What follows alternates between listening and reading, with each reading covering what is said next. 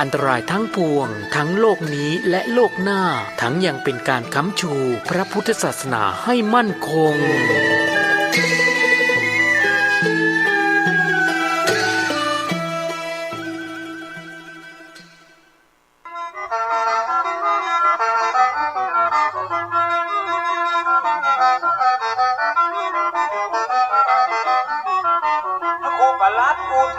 รัตนปัญโยสิทธิ์พระพุทโธขอเชิญชวนพี่น้อง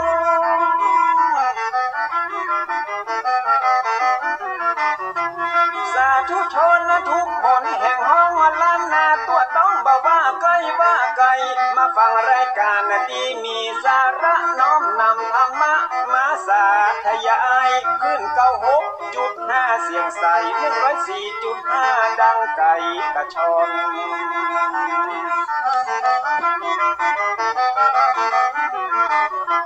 ของบ่ดีบ่เอามาตำของบ่ลำบ่เอามาป้อนปรมัตถธรรมที่เป็นยอดม้อนของพระชินวรทรงตรัสสอนซ้ำมันมาสัพพะเรื่องในล้านนาและภูมิปัญญาของคนบ่เก่าถ้าบ่ฟังคนเฒ่าตุเจ้าเปิ้นสอนมีพระตัวขาดนอนมีที่นอนขาดนุ่ง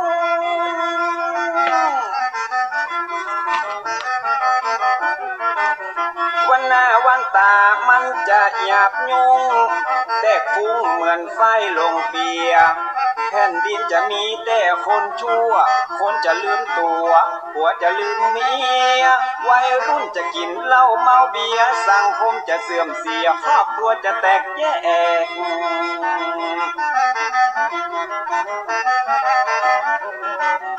ถ้าฟังคนเฒ่าตุเจ้าเปิ้นสอนมีผ้าตวกมีหมอนมีที่นอนมุ้งแขกแผ่นดินบ่เอาฮ้อนแตกวัยรุ่นจะบ่แหกกฎเกณฑ์กองฮีดจะดีรายการธรรมะสร้างสรรค์ชีวิตฟังเตอะจะมีแต่คุณประโยชน์ฟังธรรมะแล้วพิจารณาว่าใจเข้าหูขวาแล้วออกหูซ้าย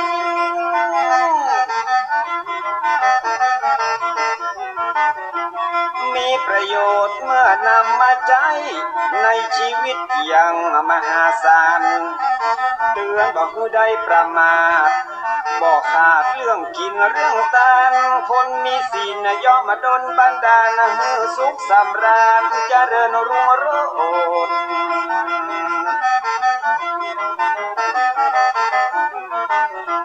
พ่อคนเฒ่าเปิ้นเข้าวัดวาดน้อมนำศีลมารักษาภายโพดคนบาเดียวจิตใจเหี้ยมโหดขี้มิ่งขี้โกรธหยาบจ้าป่าเถื่อนไว้วอนเอาแบบคนเฒ่ากำหัดเจ้าเปิ้นสอนแล้วจะเย็นเมื่อนอนแล้วบ่ฮ้อนเมื่อหนาว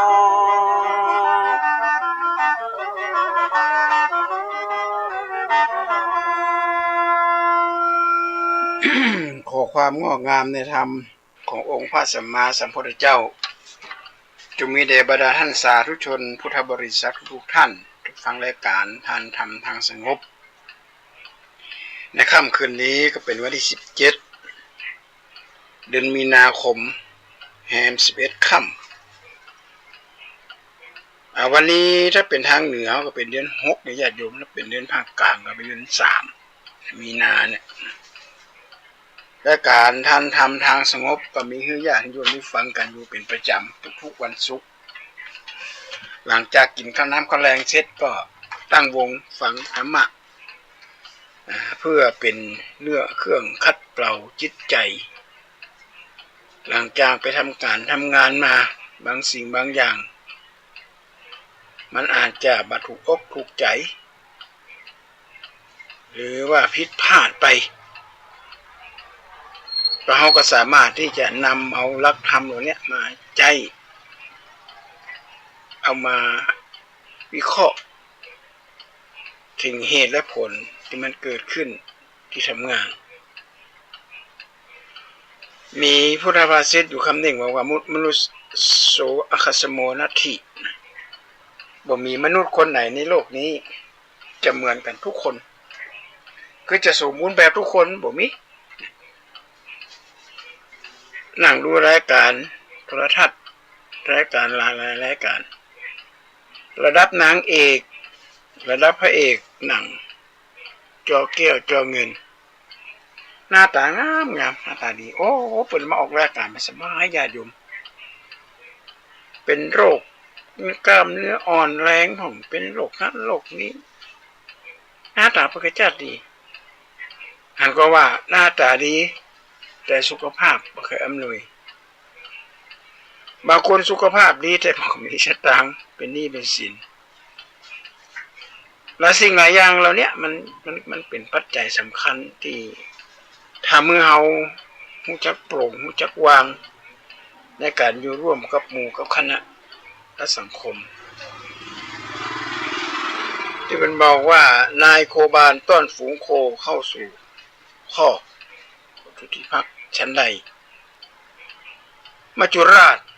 นำเอาสรรพสิ่งเข้าไปสู่ความตายชั้นนั้นก็หมายความว่าชีวิตคนเฮาเนี่ยมันจะต้องไปสู่เป้าหมายที่เดียวกันมัดนั่นคือเชิงตะกอนต่อหูรวยขนาดไหนงามขนาดไหนหล่อขนาดไหนเก่งขนาดไหนเฮาก็บ่สามารถที่จะต้านทานกับพญามัจจุราชได้ถ้าเฮานึกถึงสิ่งเหล่านี้เฮาจะบ่ประมาทในการดำเนินชีวิตว่าเกิดมาเป็นคนก็เปิดทิ้งเตื้อแทนที่จะได้สร้างสมคุณงามความดีทำหน้าที่ที่ตัวเองได้รับมอบหมายจากผู้บังคับบัญชาให้สมบูรณ์แบบผู้บังคับบัญชาบอกฮดน้ำนี่ตลอดเลยก็ฮดไปไอ้ที่ปัจจัยที่เป็นบัตรสร้างเนี่ยนะเขาก็บ่ต้องไปเนี่ยไม่ต้องไปคุยกับเพิ่น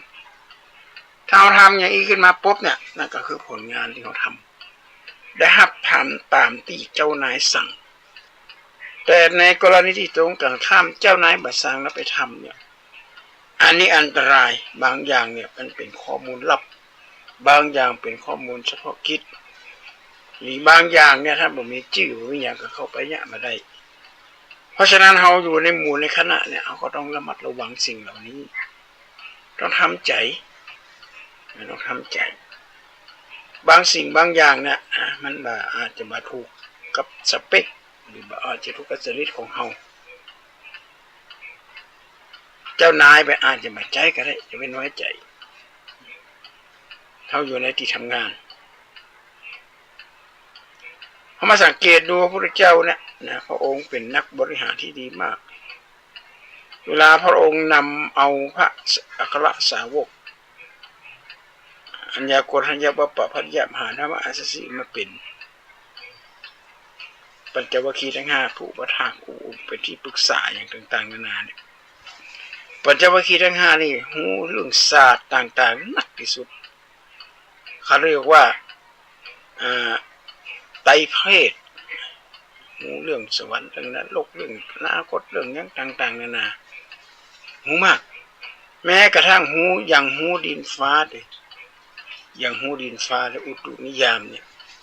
ฝนจะตกน้ำจะท่วมกันจะเกิดอุทกภัยอย่างต่างๆนานาเนี่ยการพยากรณ์อากาศพยากรณ์อย่างต่างๆนานาเหล่านี้มีในศาสตร์ของศาสนาพราหมณ์เฮาก็นำเอามาแจกกันหรออย่าโยมเราสังเกตดูให้ดีว่างานอินทขินเนี่ยนะงานเป็นจัดดอกไม้ของที่วัดเจดีย์หลวงทุกปีเนี่ยถ้าเราเฉลียวใจสักน้อยนี่เขาเกิดว่าอย่างน้องมีฝนตกทุกปีเลยญาติโยมจะมาบันทึกไว้ทุกปีจะมีฝนถึงวันอินทขินมาปุ๊บฝนจะตกเลยนี่คือภูมิปัญญาของคนสมัยโบราณภูมิปัญญาของคนสมัยก่อนถ้าเป็นเดือนจันทรคติเนี่ยนำจะสุริยคติจันทรคติเนี่ยเป็นเดือนที่เคลื่อนครึ่งข้างแรมเนี่ยอันนี้แม่นยำ100%หน้าฮ้อนหน้าฝนเนี่ยตรงเป๊ะคนโบราณเป็นคำนวณได้ถูกแม่นยำถ้าเป็นเดือนไทยนะกรกฎาฝนยันอีกเดือนสิงหากันยาตุลาพฤศจิกาธันวากรกฎาฝนตกนี่มันมีอาทิตย์กันยากรกฎาฝนนี่มันตกก็มีหรือฝนอาจจะตกก่อนก็ได้แล้วแต่มันมี8 2 หนกับ12 หนกันอย่างเงี้ยอันนี้เป็นเดือนของมือของทางพื้นบ้านของศาสนาพราหมณ์เพราะนั้นเฮาในฐานะที่มี ชีวิตร่วมอยู่กับสัตว์โลกทั้งหลายก็จะไปตีความอย่างออกมาบางสิ่งบางอย่างว่าอันนั้นคนนั้นก็บ่ได้อย่างอันนั้นคนนี้ก็บ่ได้อย่างเนี่ยบางสิ่งบางอย่างมันก็ต้องรู้ความเหมาะสมในการดำเนินชีวิตเพราะฉะนั้นปัญหาของการอยู่ในร่วมกับหมู่กับคณะการอยู่ในโลกเราเนี่ยนะมันเหมือนกับว่าเฮาเป็นขี้เสี้ยนขี้ขาดเป็นแล้วก็ไปหาหมอก็ให้ยามาทายามากินมาทาเกากดแผลแล้วนี่มันก็ละลามไปเชื้อโรคมันก็ละลามเชื้อไวรัสเชื้อแบคทีเรียมันก็บ่หายเหมือนกับปัญหาชีวิตของมนุษย์เฮาถ้ามีปัญหาก็เอาเหล้ามาเกากุมใจก็เอาเหล้ามาเกาง่อมก็เอาเพกบาอย่างมาเกาหายสิ่งเหล่านี้มันไม่ได้หายนะญาติโยมไม่ได้หายมันกลับจะเพิ่ม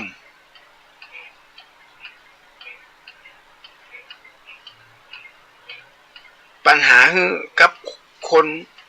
เจ้าตัวเขานักสมมติมีหนี้มีสินแทนที่จะเขาจะแย่อย่างใดจะหาเงินไปใจหนี้ใจสินเปิ้นเก็บหอมรอมริบมาเอาเงินไปใจหนี้ใจสินโอ้กุมอกกุมใจไปกินเหล้า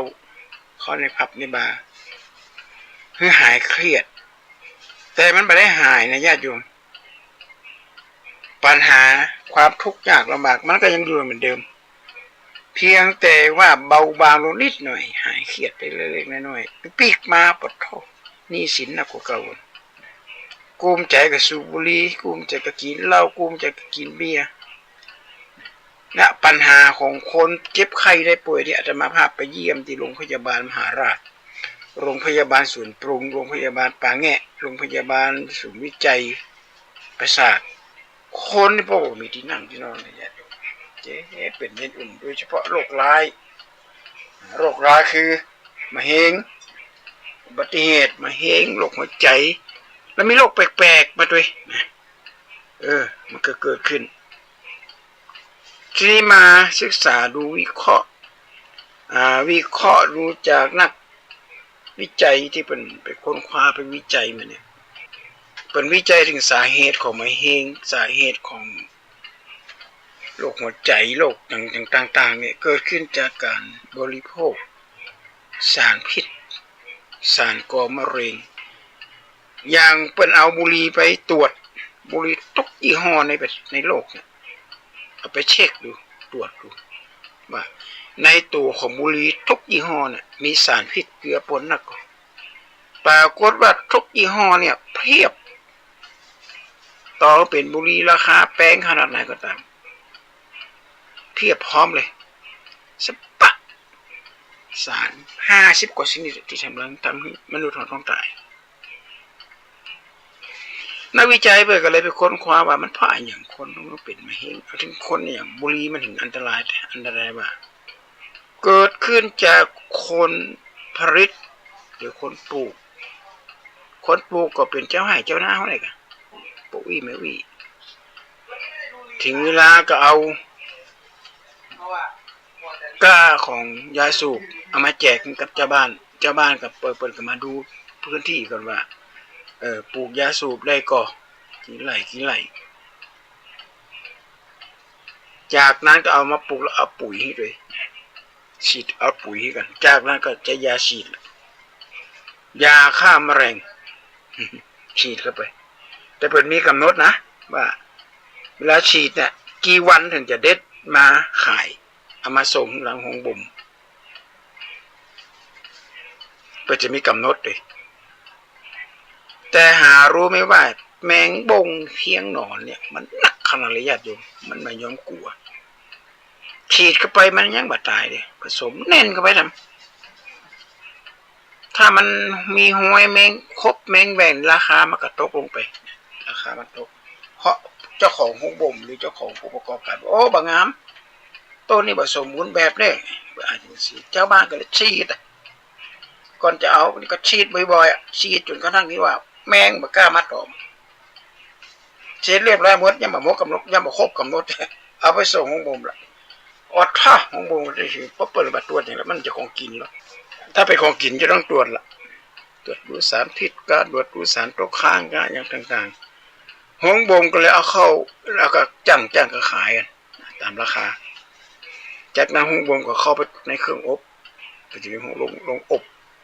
แล้วก็ส่งเข้าบริษัทก็ส่งเข้าในโรงงานเนี่ยคือต้นเหตุของสารพิษบุหรี่ขี้โยสมัยโบราณนะญาติโยมอาตมาภาพเป็นคนเจียงไฮ้สมัยเป็นละอ่อนน้อยไปซื้อมาจากเมืองแป่จากวัดแป่นี่มีบุหรี่มียาสูบชนิดยี่ห้อหนึ่งพันหนึ่งมันคืนกันอะไร คนแต่ก่อนนี่นะเป็นไปซื้อมาเปิดใส่รถใส่ล้ออย่างมาขายเป็นการปลูกแบบธรรมชาตินะสมัยโบราณสมัยอาตมาเป็นละอ่อนน้อยและจะได้เป็นใจยาก่อนพวกมันใจสารเคมีฉีดแต่เปิ้นใจวิธีเขาห้องอย่างไรเดียวเปิ้นก็เอายาสูบเนี่ยนะยาสูบที่ปลูกนี่แหละเอาซอยตอนนี้มันยังดิบเนี่ยซอยแล้วก็ตากแล้วเอามาแจกเอามาสูบกันแล้วถ้าเกิดแมงโบ้งมากินใบยาสูบกำลังปลูกอยู่เนี่ยเปิ้นก็เอายาสูบที่ซอยเนี่ยเดี๋ยวตากแห้งเนี่ยที่เอามาสูบเนี่ยสูบบุหรี่เนี่ยสูบเป็นบุหรี่เนี่ยเอามาแช่น้ำแล้วก็ขยำจนกระทั่งเข้มข้นแล้วก็เอาไปฉีดแมงโบ้งถ่ายหมดญาติโยมอาตมาเป็นละอ่อนน้อยก็ยังได้ฉีดอยู่มันก็เป็นเรื่องแปลกนะแมงโบ้งมากินใบยาสูบเปิ้นก็เอาใบยาสูบเนี่ยที่มันแห้งเนี่ยเอาไปฉีดมันตายมาละตายเลยนะถ้ามันบะหนีแมงโบ้งที่เป็นกระเบ้อเนี่ยใหญ่มามันกินเสร็จปั๊บมันจะเข้าไปนอนอยู่ในปืนต้นไม้กลายเป็นแมงกระเบ้อไปเปิดกระฉีดแล้วคนตะกอนไปซื้อบุหรี่ขี้โยนี่บอกเป็นอย่างนะ อายุ80-90 ปีก็ยังไม่เจ็บบอกเป็นอย่างสิ่งอย่างข้ออย่างเพราะบุหรี่เปิ้นถือเป็นยาชนิดหนึ่งมิติของการสูบบุหรี่นี่อาตมาภาพก็ได้ไปสัมภาษณ์กับนักศึกษาปริญญาโทที่ไปศึกษาเกี่ยวกับสารเคมีเหล่านี้เปิ้นบอกว่าสาเหตุที่สูบบุหรี่ของคนสมัยแต่ก่อนแต่ก่อนเนี้ยนะห้องน้ำห้องท่ามันก็บ่ค่อยสะอาดกลิ่นมันเหม็นต้องสูบบุหรี่ดับกลิ่นเหล่านี้เวลาเข้าห้องน้ำห้องท่า2เวลาเดินตางเนี่ยนะโคนกับสัตว์มันคล้ายๆกันมาขับแม่คืนกลางวี่กลางวันก็คนเป็นล่าสัตว์ก็คนไปยิงปืนเอาปืนไปยิงแหละถ้ามีคนสูบบุหรี่ควันมุ่งอันนั้นแหละคือคนไม่ว่าจะนั่งท้ายนั่งปดคลุกปดอย่างก็ตามถ้าหันมีคนนั่งอยู่เนี่ยถ้ามีคนบุหรี่อยู่เนี่ยแสดงว่านั่นคือคนนั่งแล้วได้กินด้วยได้กินบุหรี่ด้วยอันนี้คือเป็นมิติของคนสมัยโบราณเปิ้นบ่ได้สูบเพื่อติดบุหรี่จนปงงำแงมนี่ไม่ใช่มันคืนขนาดเลยบุหรี่ถ้าบอกเก่าเปลืองไฟว่านะบุหรี่สมัยใหม่มันเปลืองสตังค์เพราะฉะนั้นเวลามวนด้วยยาสูบใจใบตองเนี่ยเอาใบตองมวนเปิ้นก็จ้อยเอาเข้ามาก็ว่าบรรยาขึ้นก็เอามาผสมบรรยาจางสูบเข้าไปแล้วทีนี้วิธีการที่จะให้มันอยู่ในเมืองเนี่ยนะไฟบ่ดับเปิ้นก็เอาบุหรี่ขี้โยเฮาว่าขี้โยไม่ค่อยไม่เมียดไม่บะขามเอามาซอยเอาตากแดดแล้วเอาสูบเอาผสมบุหรี่สูบเพื่อบ่ให้บุหรี่มันดับเพราะว่ามันมีถ่านอยู่ข้างในนะคนก่อนเป็นฉลาดนะลวกคนสมัยโบราณแล้วก็สูบถ้าไผบ่สูบบุหรี่นี่มันรู้สึกว่าบ่สูบบุหรี่แบบอย่างนี้รู้สึกว่าจะเหมือนกับว่าขาดอะไรอย่างบางสิ่งบางอย่างเหมือนกับว่าเขาก็สังคมนะเหมือนกับอย่างบางสิ่งบางอย่างแต่ว่ามาถึงต่อมาก็การสูบบุหรี่กินเหล้า มันเลยกลายเป็นค่านิยมของสังคมไปคือเป็นแฟชั่นในยุคหนึ่งสมัยหนึ่งแต่ก่อนเป็นมีการโฆษณาด้วยนะสูบบุหรี่ปฏิมากรรมอมตะที่สามารถสูบได้นะรสนิยมสำหรับผู้มีรสนิยมสูงยี่ห้อแต่ละยี่ห้อต่อมาไปกับวิจัยว่าบุหรี่สมัยใหม่บุหรี่กลกองกับบุหรี่ธรรมดาเนี่ยปวดหัวอันตรายแต่ก่อนนี้มันเป็นบุหรี่สมัยแต่ก่อนนั้นมันเป็นกระป๋องยาสูบไปเป็นกระป๋องยาเส้นคนโบราณเพิ่งก็เอามาแล้วก็เอามาปั้นกระดาษพ่องเอามาปั้นกับตองส่วนมากก็จะปั้นกับตองเอามาสูบเวลาหนังอูกับแขกกัดอย่างแก้เขินแก้อย่างไปก็สูบไปสักเกิงม้วนกับย่างอันนั้นบุหรี่ขี้โยคือบุหรี่ขี้โยนี่ก็คือหมายความว่าเอาไม้เมียดมาใส่อันนี้คือที่อูฟังเนี่ยก็หมายความว่าถ้าญาติโยมยังมีความอยากที่จะสูบบุหรี่หรือมีเพื่อนมีฝูงเนี่ยก็ต้องตักเตือนกันไว้ละมันเหมือนกับว่าเปิ้นจะฆ่าเลยอ้อมเนี่ยเพราะไปตรวจดูสารพิษที่อยู่ในบุหรี่เขาไม่สามารถที่จะไปยับบริษัทผู้ประกอบการได้เพราะมันมีเหตุทุกยี่ห้อญาติโยมทุกยี่ห้อเลยบอกว่ายี่ห้ออย่างอาจารย์สารพิษต่อเป็นของต่างประเทศอบมาอย่างดีแห้งกับก็ยังอันตรายอยู่อันนี้เรื่องของบุหรี่นะ ก็น่ากลัวมากก็ได้บอกว่าอัคคีภัยญาติโยมอัคคีภัยคือไฟเนี่ยไม่ปากมันจะไฟไม่บ้านไม่อย่างโมเนี่ยมันมีรถระเพลิงหรือหาทางป้องกันได้ช่วยกันดับได้แต่ไฟไม่ปากเนี่ยญาติโยมรถระเพลิงดับไม่ได้นะ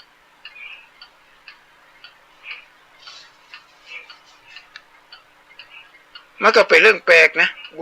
ว่ากระทรวงอุตสาหกรรมผลิตบุหรี่ผลิตเหล้ามาแล้วกระทรวงสาธารณสุขกระทรวงมหาดไทยไล่ยับไปสูบบุหรี่ที่เขตของห้ามยับนั่นเอาเข้าไปแต่พูดว่าห้ามคนสูบบุหรี่ขี้โยนะบุหรี่ขี้โยเนี่ยก็หายากแล้วประเด็นนี้คนเคยสูบกันแล้วบุหรี่ขี้โยเนี่ยเพราะว่าจะหาคนเอากายาสูบ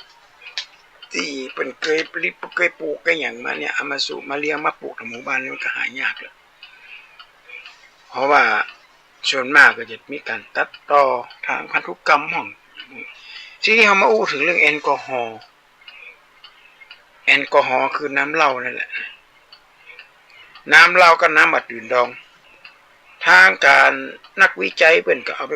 ค้นคว้าไปศึกษาดูพิษของน้ำอัดดื่มดองกับพิษของเหล้าเนี่ยมันมีนักเพิ่นบอกว่าทุกยี่ห้อ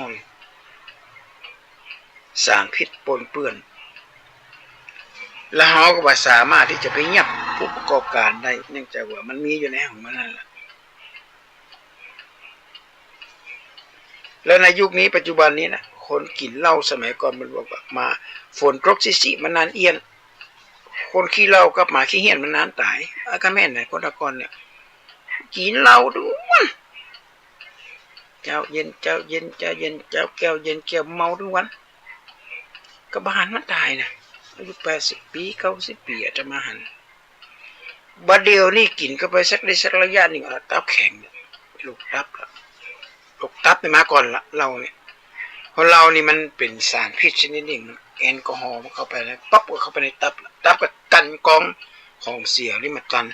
ก็เลยทำให้เกิดเป็นโรคตับแข็งก็ห้องตับแข็งนี่ก็คือเป็นโรคตับเองเป็นก็ห้องว่าไขมันเกาะตันตับมันเสียมันละลายตับไปถ้าตับมันเสียแล้วนะฮะมันมีอย่างกองของเสียลงไปเนี่ยร่างกายเขาก็หับไม่ได้ละ ร่างกายหับไปแล้วก็ส่งไปอย่างส่วนต่างๆของร่างกายและถ้าเมื่อเป็นโรคภัยไข้เจ็บอย่างต่างๆเนี่ยนะอันนี้ที่มาฟังนี่ก็คือว่า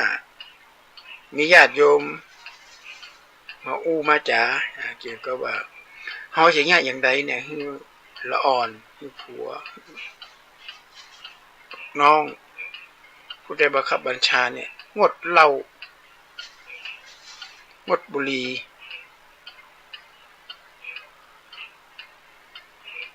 เพื่อให้สุขภาพแข็งแรงแล้วก็มาเปลืองสตรูต่างเนี่ยว่ากับบ่ได้เนี่ยของมักผมเคยกินแต่ทีนี้ถ้าหากว่าเฮาญาติโยมฟังเรื่องเนี้ยนะบุหรี่เนี่ยสารพิษปนเปื้อนเนี่ย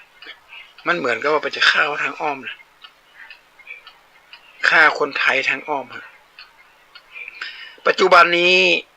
มีคนตายด้วยมะเร็งอันดับหนึ่งของประเทศและอันดับหนึ่งของประเทศของโลก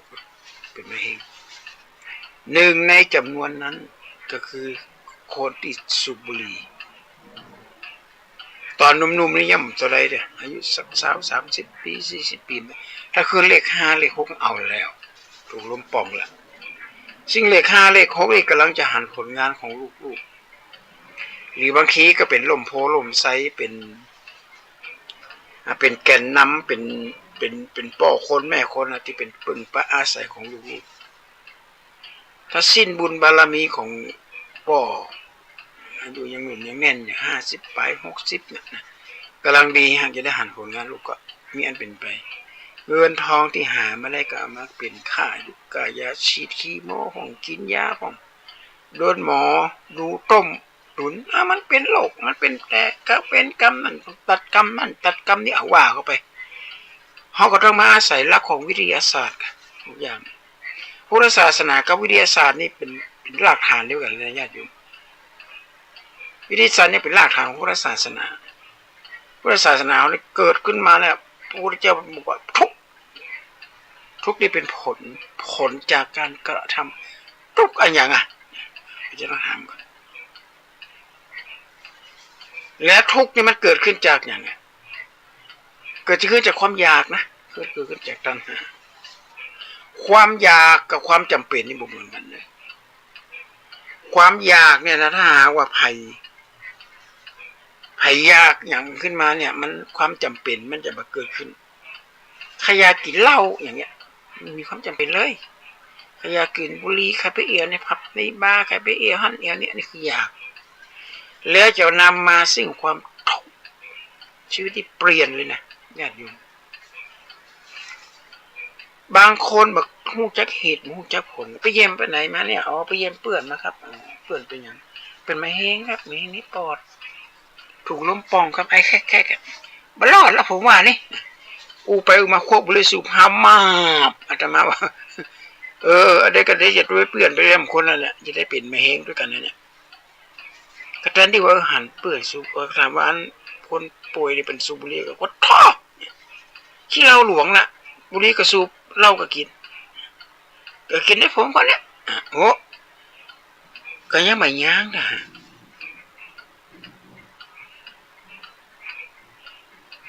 เขายังไม่ย่างเขายังไม่ยุดทางที่หูมันอันตรายทางที่หันมาเปื้อนฝูงเนี่ยกำลังติดเหล้าติดเบียร์กันเนี่ยแต่แทนที่เขาจะยุดเขาก็ไม่ยุดกันละเนี่ยปัญหาของสังคมปัญหาของโรคภัยไข้เจ็บอะไรเนี่ยมันเกิดขึ้นจากความอยากนี่ญาติโยมหนึ่งกามตัณหาในความต้องการความอยากกามเป็นความใคร่ถ้าใคร่ในสิ่งที่ดีเนี่ยก็จะได้ผลดีธรรมะกาโมภวังโหติผู้ใคร่ในธรรมก็เป็นผู้เจริญสิกขากาโมภวังโหติผู้ใคร่ในการศึกษาก็จะเป็นผู้เจริญความอยากนี่คือความใคร่อยากนี่แต่เฮาอยากจะกินเหล้าเฮาอยากจะกินเบียร์เฮาอยากจะไปแอวอยากได้หั่นอยากได้นี่ได้มาแล้วมัน กลายเป็นภาวะตัณหา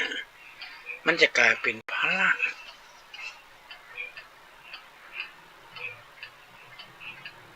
เงินเดือนกับบ่นักเงินเดือนกับบ่พอดันเป็นผ่อนรถผ่อนบ้านผ่อนมัดกุสิ่งกุอย่างอันนี้แหละนี่คือกามะนะมีความอยากละทางที่รถเก่าก็ยังใจได้อยู่เปลี่ยนออปชั่นใหม่มีความอยากอย่างอยากจะไปอวดเปื้อนฝูงมีคนที่ผสมแบบนี้อยากจะอวดเจ้าบ้านเจ้าจงก็กลายเป็นภาวะก็คือภาระนี่ทีนี้ก็เกิดความทุกข์มาไหนมันคือวิภาวะตัณหานี่ไม่ยากที่มันเป็นแต่มันก็บ่สามารถที่จะเลี่ยงได้เนี่ยปัญหาของสังคมที่มันเกิดขึ้นในวันเพราะเรามีความอยากเป็นหลักอาตมาภาพอ่านบทความของหม่อมราชวงศ์ธนศรีมันเขียนไว้มันจะเป็นบทกลนะบทกลมาอ่านดิบอกว่า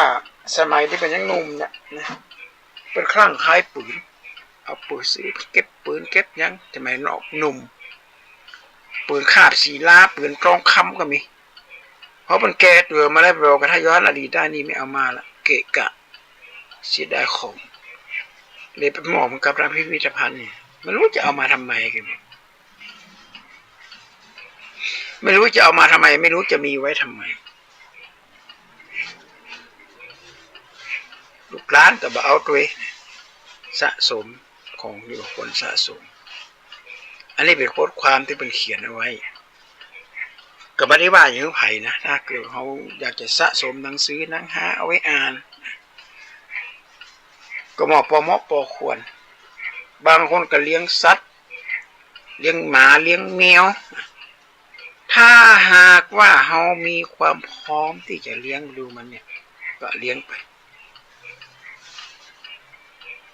แต่ตราบใดเมื่อความพร้อมเนี่ยมาเกิดขึ้นเถอะจะเลี้ยงหมาเลี้ยงแมวจะย้ายบ้านก็หรือว่าเศรษฐกิจบ่ดีแล้วก็หมามันแก่หมามันเฒ่าแมวมันแก่หรือแมวมันเกิดลูกหนักเอามาปล่อยวัดญาติโยมป้าถ้าแล้วหมาแมวหมากับแมวนี่เป็นของคู่กันไม่ครับแม่คืนหมาไล่คบแมวกับแมวไล่คบขันญาติโยมเสียงดังอย่างละอ่อนให้นี่แมวในกลางวันมันตามันเคยหันนะมันเคยใหญ่มันไปสวกแต่กลางคืนเนี่ยพอบางวัดนี่มีหมาจรจัดมาขี่มาเงี้ยวมาสปะสเปิดญาติโยมทั้งนั้นเป็นคนเอามาปล่อยน้องหมาจรจัดอย่างน้องเอามาปล่อยกับพ่อมันมีปัญญาเลี้ยงแหละ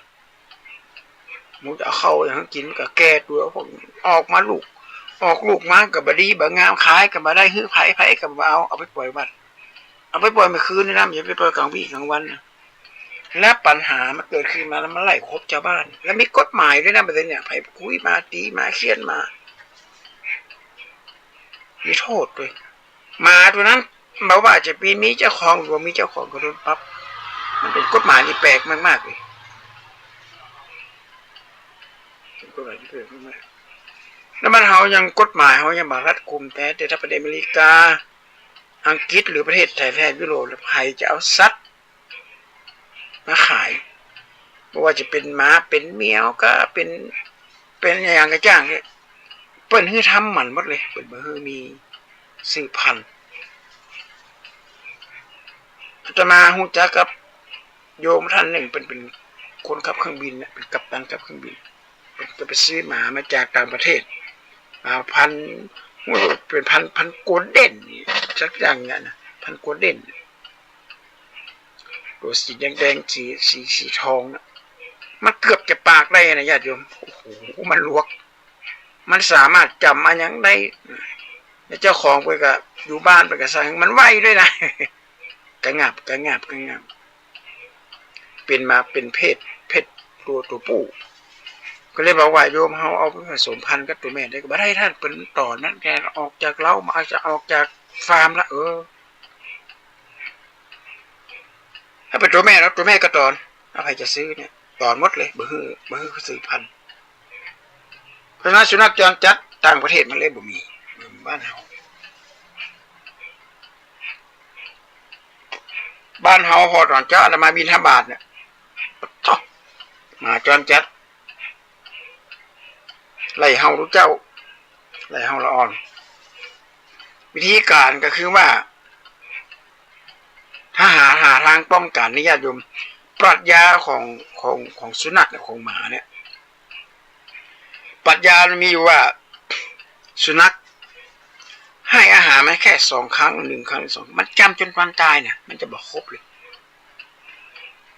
แต่คนเฮาเนี่ยเอาอย่างฮื้อเนี่ยตอนฮื้อใหม่ๆก็ดีครั้งที่2ก็ดีครั้งที่3ก็ดีแล้วอู้ม่วนจาวานถ้าครั้งที่4ที่5บ่ฮื้อเนี่ยกลายเป็นศัตรูเลยคนอันนี้คือคนนะแต่สัตว์เนี่ยอาตมาภาพเคยไปสอนบรรยายหนังสือบานไซนักศึกษาฟังลูกวัดแห่งหนึ่งนะบอกถึงดีกว่าหมาจรจัดมีเป็นซาวอ่ะไปข้างแรกมันค้างก็ใส่ต้องเอาพันลงไปช่วยขอห้องพันลงไปช่วยเป็นบริการกรรมมันหมามันเห่าก็จะเข้าไปห้องบรรยายแล้วบรรยายเสร็จก็ต้องออกมากับถึงพันลงมาส่งมาขึ้นรถพอครั้งที่2เนี่ยบอกอาปรามบอกโบกมือเลยพะลงมาจะมาช่วยอาตมาบอกไม่ต้องโยมไม่ต้องอาตมาทำเองอาตมาเอาใส่กรอกเอากุนเสียงเนี่ยนะทอดจนหอมเอาแคบหมูติดมันเลยนะพอมันแง่งเขาใส่จงกินแต่ละตัวกลูนกินพอมันกินเสร็จเรียบร้อยมัดออกมามันมีมาตัวได้มาเห่าเลยฮะแถมวันไปแต่ต่อมาไปเอาไปแจกนะวันต่อมาไปผ่องแจกของมาแจกของมากกับมาเห่าอันนี้คือข้อดีของสุนัขนะฮะโยมถ้าไผ่มีเคล็ดลับถ้าไผ่บอยากจะมีเรื่องมีเล่าก็เจ้าของหมาบ้านหลังนี้หมามันสวกไปไหนมาไหนก็เห่าแหละเอาแคบหมูติดมันหรือเอาใส่กรอกหอมๆก็ได้นะอาจงกินได้ถ้าเอาน้ำลายเขาพ่นเขาใส่มันสักน้อยนะบนน้ำลายเจ้าของอาจงไม่กินได้ต่อไปมันจะมาเห่าต่อให้เป็นรถไวเลอร์ต่อให้เป็นมาอันอย่างนั้นพิบูทาเรียพิบูอย่างนั้นที่มันซัวๆอ่ะอันอย่างนั้นแหละโอ้มันครบร้อนจนตายอ่ะมันกินได้มันจะมาเห่ามันต้องครบกติสถานที่อาตมาไปบรรยายก็มีพันนี้ด้วยนะพันรถไวเลอร์เลยนะต้องมันค้างก็ใส่หน้ากลัวขนาดสูงเพียงเอวนี่พอเอาใส่กรอกกิน2 ตีน 3 ตีนก็มัดจดคนเดียวต่อไปมันบ่าเห่าเลยญาติโยมมีวิธีป้องกันได้นะหาทางป้องกันที่ดีกว่าเขาเขินไปไล่ฆ่าไล่แตงไล่ไปด่าเจ้าของบ้านมาปล่อยมาละอะไรมันไม่ได้ละพิษเอากันวิธีการนี้ก็คือเอาอาหารจงมันกินเนี่ยถ้าเรามีละอ่อนไว้ก็คือละอ่อนไว้เป็นคนละจงมันต่อไปมันจะจำละอ่อนไว้คนนี้ได้ขนาดมันจะบอกสวกมันจะบอกคุยเลยมันจะบ่เห่าเลยแล้วก็เป็นเรื่องแปลกเลยนะเรื่องของสัตว์เนี่ยญาติโยมมันอาตมาว่ามันแปลกมีโยมท่านหนึ่งเปิ่นขับรถโบรถ4 ล้อแดงเป็นมีจิตเมตตา2 ผัวเมียเปิ่นเอาอาหารเนื้อมาที่ในวัดพระสิงห์เนี่ยมาจรจัดแต่ก่อนมีนักเดี๋ยวนี้ก็ยังมีอยู่นะเดี๋ยวนี้ก็ยังมีตัว2 ตัวแต่ก็มีเหมือนนักมันหายไปไหนวะถ้าจะตายแต่ก่อนมีนักขนาดเลยเปิ่นก็เอามาให้มันกินแล้วรถ4 ล้อแดงนี่มี10 ไป20 กันผ่านในวัดพระสิงห์มันก็ตื่นมันลุกมาถ้ารถ4 ล้อแดงกันนี่มาเนี่ยมันลุกขึ้นมาละทางยี่ห้อรถยี่ห้อเดียวกันนะญาติโยมมันจะมาจำได้มันอ่านบัตรทะเบียนได้ก็ไม่ใช่กล้าหมายไม่อ่านทะเบียนรถได้ฮะก็มันได้ถึงว่าโอ้มันคงจะเป็นเขาเรียกว่าสัญชาตญาณที่มันจำได้นี่คือวิธีป้องกันนะญาติโยมไม่อยากจะมีเรื่องมีเล่าไม่อยากจะขึ้นศาลไม่อยากจะไปเกิดก่อปัญหาอย่างนี้ครับ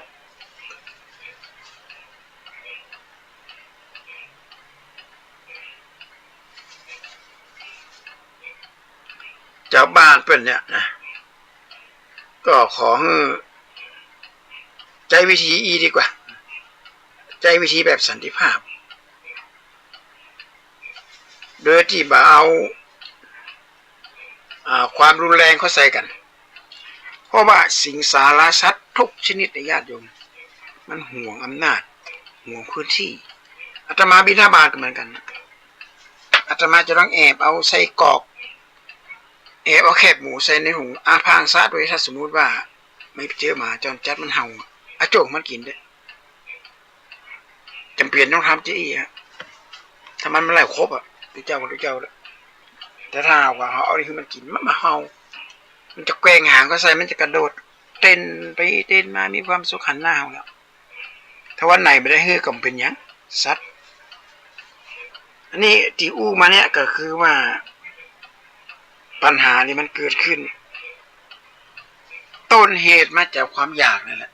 หันเปิ่นเลี้ยงหมาหันเปิ่นเลี้ยงแมวเขาเลี้ยงด้วยเปิ่นมีตัวมีเหมือนตู้ได้หวีมันบ่มีประโยชน์นักเลยจะไปเอามาเลี้ยงนักเก้าจะเลี้ยง10จะเลี้ยงเอาไปทำมันนี่เรามาเกิดลูกแล้วตายก็คือตายกันไปอาจจะเป็นบุพเพสันนิวาสจัดก่อนอาจจะได้มาเขาเป็นอาจจะเป็นสิงสารสัตว์ที่มาอยู่กับเฮาหรือเฮาอาจจะเป็นคนฮู้จักมาคนกันนะวาลจิตมาเต้ากันเกิดมาจัดนี่มันเป็นหมาเฮาเป็นคนอย่างเงี้ยได้มาอยู่ร่วมกันเป็นสัตว์โลกเพราะสุนัขนี่มันแบบอายุมันจะยืนระยะอยู่7 ปี8 ปีมันก็ตายแล้วเมียมันก็เหมือนกันนะญาติโยมถ้าแบบจำเป็นจะไปเอามาเลี้ยงเมียบ่ได้เมียปัญญาอ่อนนะมันจะเมียตะคนขนาดหนูในห้องนักขนาดโอ้ยหนูเมียมันหันมันก็ใช่มันเรื่องครบมันคิดเลี้ยงไม่เปลี่ยนเข้าซุกนักกลางค่ำกลางคืนนี่เมียนี่จะอาละวาดนักกว่าหมาเลยเมียนี่จะนักขนาดขึ้นไม่เหยหลังคาของเข้าของที่เขาเก็บไว้เขาไปคืนนอนเนี่ยหมามันขึ้นมาได้หรอขึ้นที่สูงขึ้นไปได้เมียมันขึ้นได้นะเนี่ยแล้วครบอาหารให้กินแล้วนะกันยังไปเล่นเป็นอย่างอยู่เนี่ยเพราะฉะนั้นก็ฝากเป็นข้อคิดไว้สำหรับคนที่อยากจะเลี้ยงหมาเลี้ยงแมวอยากเลี้ยงป่าบาเดนี่ซ้ำนักไปหามอย่างนึงก็คือว่าในสระที่วัดพระสิงห์เนี่ยมีคนเอาป่าของห้องว่าป่าจระเข้นะญาติโยมซึ่งป่าจระเข้นี่ดั้งเดิมจริงๆแล้วมันอยู่ในน้ำอเมซอนนะมันอยู่น้ำจืดนะน่าจะเป็นคนที่มีฐานะไปซื้อมาอาจจะซื้อตัวแม่มาตัวปูมาหืนมาทำเป็นฟาร์มเลี้ยงไว้ก็มาขายให้คนทั่วไปโอ้มันงามพอจระเข้นี่มันก็คือป่านักล่านั่นเองครบเดี๋ยวคนนั่นแหละญาติโยมหายลงไปในน้ำเลยมันกระโดดครบเลยนะมันก็เหมือนจระเข้แต่มันตัวน้อยไม่ได้ปลาด้วยกันเบือแล้วมันกินปลาด้วยกันเอาคนเลี้ยงเอาบ่ไหวแล้วก็เอาปล่อยลงในน้ำแล้วมันก็แพร่กระจายถ้าตัวแม่ปล่อยก็ตัวผู้ปล่อยก็เรียบไว้เพราะไม่ได้ทำมันปัญหาเกิดขึ้นมาล่ะเขาเป็นพาหะก่อนนำเอาสัตว์เหล่านี้มาเปิ้นอยู่ของเปิ้นดีๆอยู่ปุ่นอยู่ในน้ำอเมซอนอยู่ในป่าในเขาเปิ้นหากินเปิ้นรักษาห่วงโซ่ของอาหารรักษาระบบนิเวศวิทยาของเปิ้นเองดีๆอยู่ในป่าในเขาแต่เฮาดันเอาเปิ้นมาเลี้ยงบ่ไหวก็เอาปล่อยได้ไหนก็ปล่อยลงในสระของปล่อยลงในน้ำปิงของโอ้โหน่ากลัวมากๆน่ากลัวอย่างคือป่าปริญญาเนี่ยถ้าใครจะไปเอาไปปล่อยลงสิมัดป่าปริญญาเนี่ยไปดูในสารคดีม้าลงก็ไปปั๊บมันครบมันกินจนกระนั่งม้าเหลือกับหัวญาติโยมดินก็แงโอ้มันอย่ามาโหดว่าเนี่ยป่าปริญญาเนี่ยบอกว่าเป็นป่ายังกระจ้างเนี่ยบอกว่าสัตว์ยังกระจ้างถ้าเขามีความพร้อมมีไปเอามาเลี้ยงเป็นภาระอาตมาภาพตอนที่เรียนหนังสือจบมาใหม่ๆเนี่ยมีโยมท่านหนึ่งผมน ของที่ท่านเซอร์ไพรส์มาถวายอะไรหรือโยมท่านเห็นท่านจะต้องชอบแน่ละมันเป็นอะไรหรือโยมเดี๋ยวผมจะเปิดวิดีโอให้ดูก่อนนะแล้วก็ผมจะเอามาให้ทีหลังจะสุนัขพันธุ์ปลอมชื่อพันธุ์ปลอมตัวน้อยคนปุ๊กปุยเนี่ยเห็นไหมเขาว่าผมไปซื้อมา7,000 กว่าบาทแต่ถ้าขายในร้านตัวละ10,000 กว่านะนี่เป็นพวกเดียวกันว่าจะไปถวายพระเป็นเพศผู้ฉลาดมากท่านผมมีบ้านให้มันด้วยนะมีอะไรให้ครบหมดเลยอาตมาภาพก็เลยบอกว่าโยมหมูมันดีมากเลยนั่นก็ผมก็ว่ามันดีนะเหมาะกับท่านแต่อาตมาขอบิณฑบาตไม่รับนะโยมนะโยมเอาไว้ที่บ้านเถอะหรือโยมจะเอาไปขายให้ราคาแพงกว่านี้โยมก็ได้กำไรทำไมท่านไม่เลี้ยงขอเจริญพรโยมถ้าอาตมาเลี้ยงสุนัขพันธุ์เนี่ยอาตมาไปไหนไม่ได้เลยจะไปสอนหนังสือจังหวัดลำปางจะไป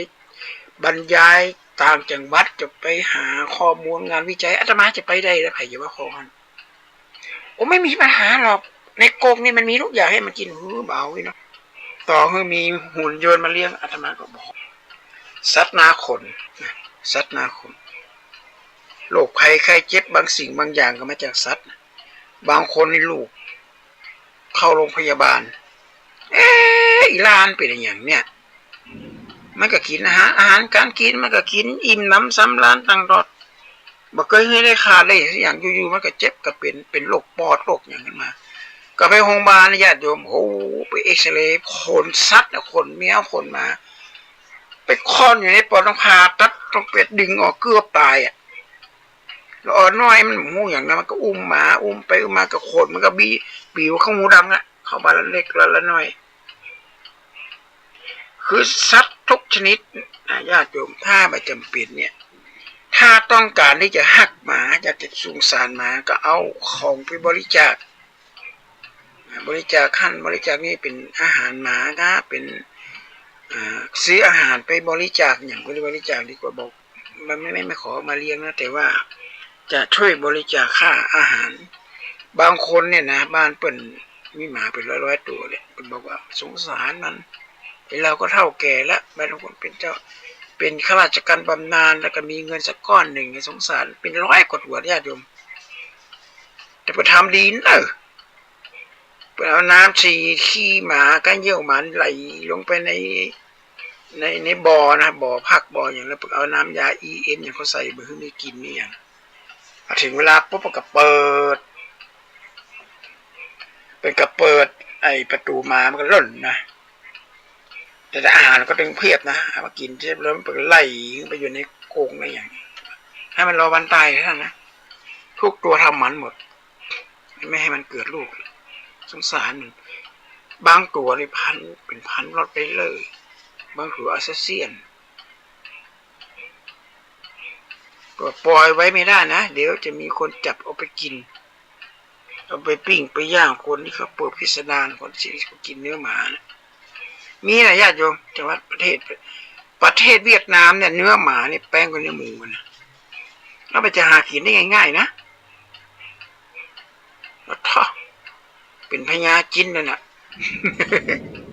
บ้านเฮาบ่ได้นะเขากลัวกันบ้านเฮาบ่กินกันแต่ว่าประเทศเวียดนามประเทศเกาหลีเนี่ยเกาหลีนี่กินนักนะกินมาเลยเคยหลายปีก่อนมีคนเกาหลีมาพักอยู่ในหมู่บ้านจัดสรรหันมาจอนจัดมาก็จับมามัดแล้วมาฆ่าเพื่อเลยแต่จริงเพื่อกับใบหญ้าอย่างนั้นกันเพื่อเอามาตักมาเตือนนี่มันเป็นหมาจอนจัดตำรวจประกาศบัญญัติแต่ประกาศตัดเลยว่าถ้าคุณทำต่อไปเดี๋ยวคุณจะโดนปรับนะหลายหมื่นนะคุณฆ่าสุนัขถือว่าผิดกฎหมายบ้านเฮาเป็นเพื่อฆ่าลูกหมาเนี่ยครบคนแท้ๆนะครบอย่างเนี้ยไปตีมาได้เนี่ยแต่หาทางป้องกันด้วยร่วมช่วยกันความมีเมตตานะฮะที่เปาปุจินบอกว่าความรักที่ซ่อนไว้ในอกมีค่าความรักที่พูดออกมา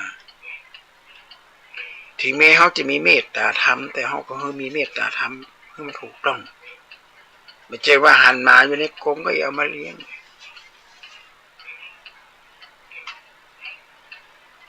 พอเลี้ยงไปเลี้ยงมาแบบมีเวลาให้มันเดี๋ยวก็ไปหันเดี๋ยวก็ไปนี่ก็ทำให้มันเกิดเป็นภาวะเนี่ยจะมาภาพในขณะที่กำลังบันทึกเทปอย่างนี้ญาติโยม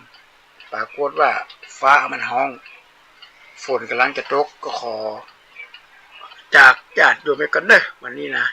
ก็มาถึง1 ชั่วโมงนะท่านพระครูสมุวิสุวัตรคงบอกว่าอย่างเนาะเพราะว่าวันนี้มันจำเป็นละนะ